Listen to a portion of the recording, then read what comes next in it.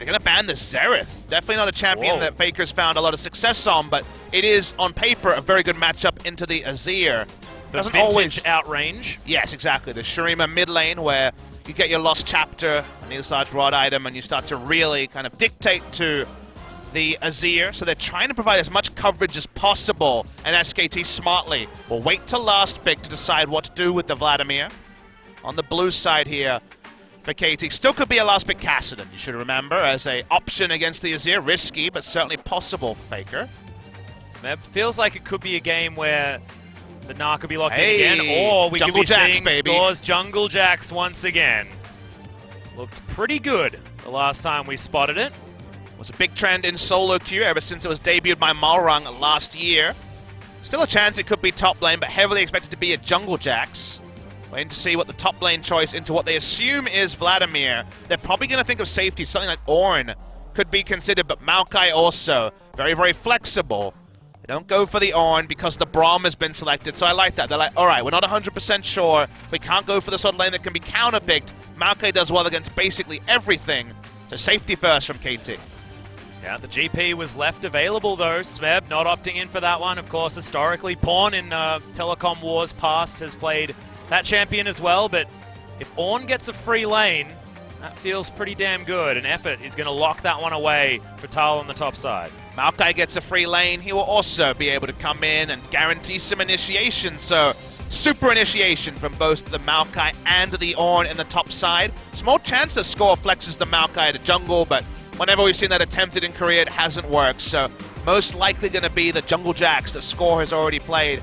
Didn't really feel like Faker would get frisky and go for the Vladimir. It's a big popular pick in solo queue, even if it's been kind of top lane Vladimir only in the LCK. So teamfight comp from SKT. KT Rolster have good initiation and teamfight options as well.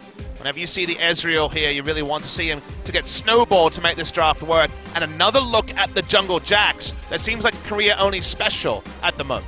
Yeah, brilliance in SKT is the fact that they got to see what the matchup was, right? And then they could switch over to the Ornn, make up their decisions later. Seemed like the top lane wasn't going to be a place that was going to be under a lot of pressure, so easily able to make that one happen. And then the Vladimir into Azir, which can be punishment early for the Vlad, but otherwise you just wait on a little while and everything is generally fine.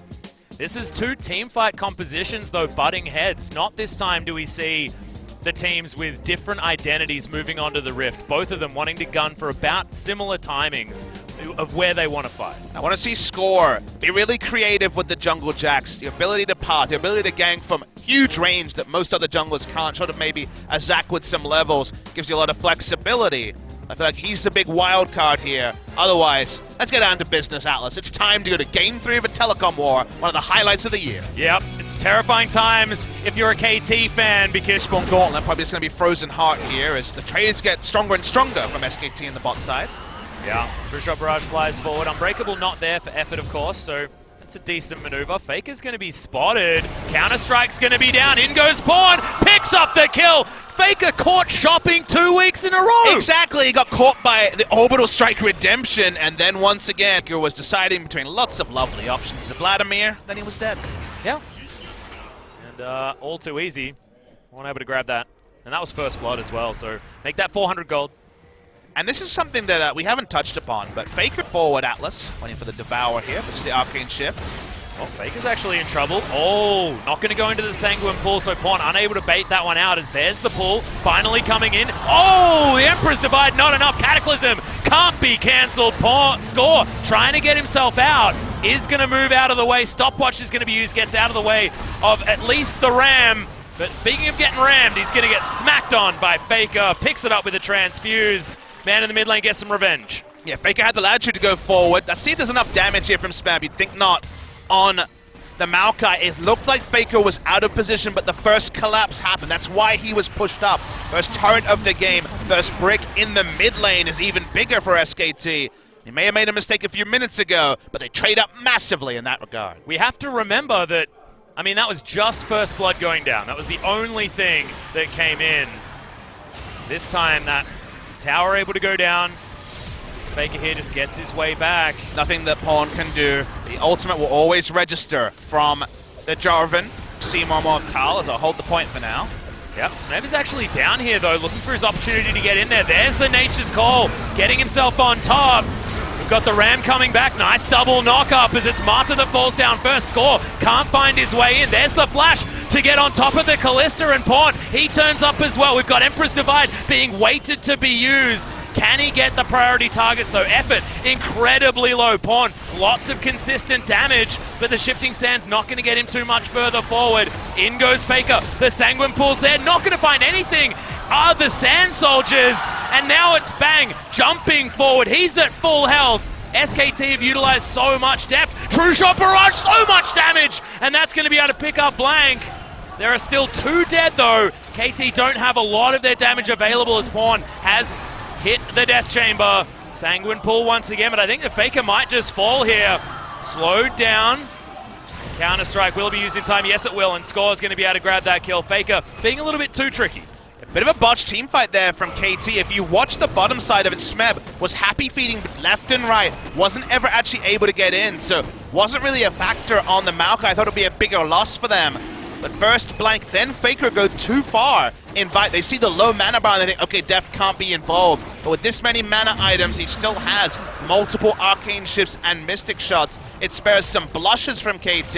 It gets them the Infernal as well. So they do end up slightly winners. Watch the replay and knows that Smeb ults in. That's, of course, his first contribution.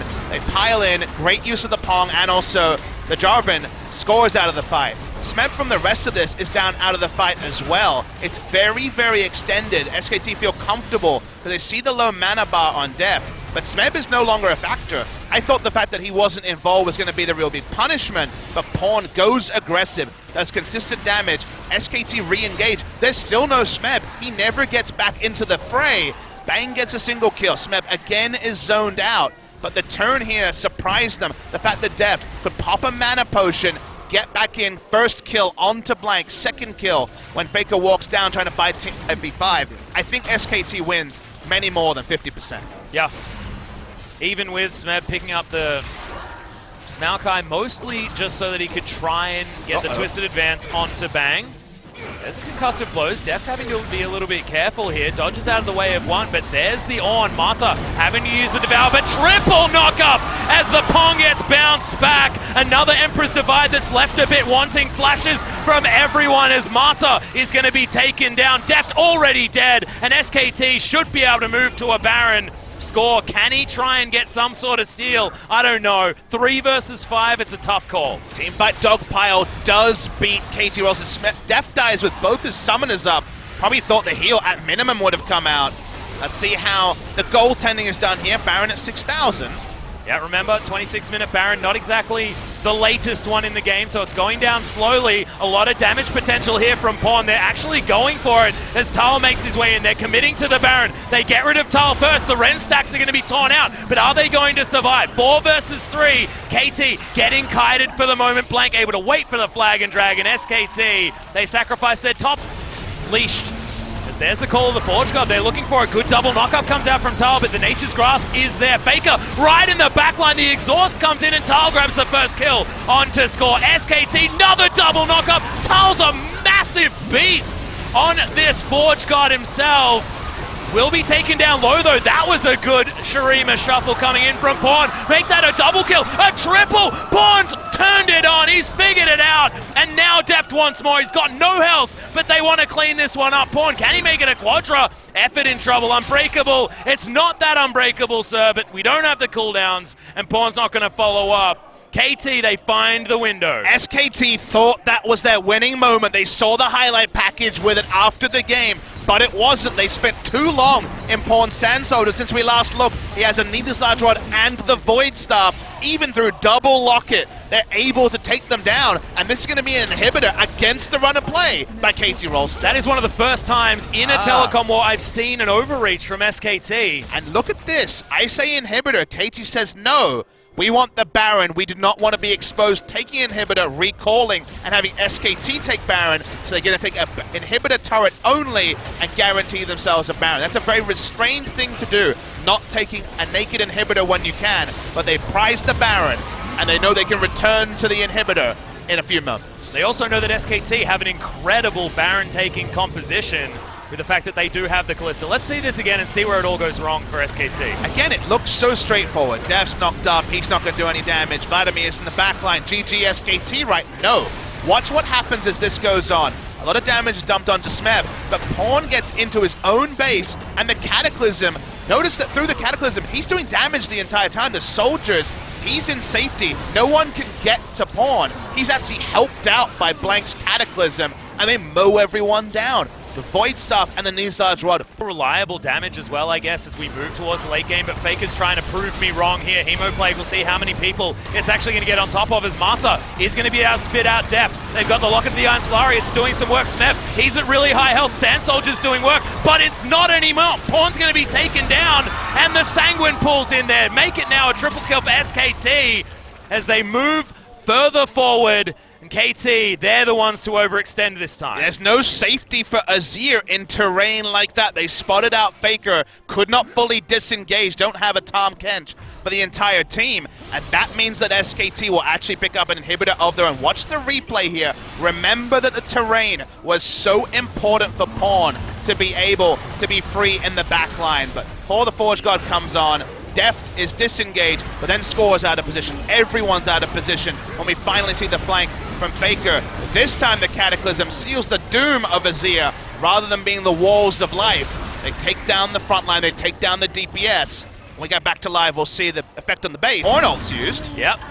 Well, the Forge God doesn't find anyone, though. As in goes Faker to get in around the back. There's the Cataclysm. Emperor's Divide is dodged by Faker. He has his Zhonya's as well, doing so much damage. But KT, they may have turned it around. Deft picks up the kill onto Faker, and now they're moving forward. SKT all grouped up. Sand Soldiers ripping them apart. And do we have the chase available? Score has the flash. He's got the counter-strike, but he gets slowed down. Marta, he's gone so far forward, and Smeb is going to get delivered. Bang, still dancing around the team fight. Remember, 4 versus 5. Make that 3. As Pawn grabs the kill onto Tal at the same time. This should definitely be inhibitor. Can it be more? Faker thought he had his moment. The EQ onto Deft almost one-shot him through the damn maw of Malmortius. It wasn't enough. KT is smelling victory here. Vlad is dead. Can they end the game? 20 seconds on Faker, 40 seconds on Tal. 5 versus 3, but Bang is still alive. In goes Score. They're looking for more. They get the pushback. Pawn in so much trouble under the turret, but Deft gets rid of Bang. This could be the ace for KT. SKT are aced. The Nexus turrets are taken down, and KT create history in 2018. KT pull off the highway robbery on the SKT hype train. It looks like it would be history, but we said the one thing different was the year had changed. KT roster never picked up a best of 3 with this roster in 2017, and then 2 team fights, and fittingly, 2 mistakes from Faker have cost 2 best of 3s. It was the Kha'Zix solo kill in the 94-minute extravaganza, and now he smelt blood. He almost one-shot Deft, but he was turned on, he was killed, and in that exact passage of play, KT Rolster are your winners of the Telecom War. And so deserve it as well. Massive shout out to Pawn. I was giving this guy some grief after some early misplays, but then when it all counts, turned it all around, gets all of his Sand Soldiers exactly where they need to be. You know what the best thing is though, Atlas? On the SKT side, Faker had a fantastic series, as he always does. If you asked him, would you have done that team fight any different? He would have told you no. He knew his role, he came in for the flank, almost one-shotted Deft, but the turnaround by KT was beautiful. Deft is actually inconsolable on his screen. They've never felt this feeling as a group of 5. They were put together to beat SK Telecom T1.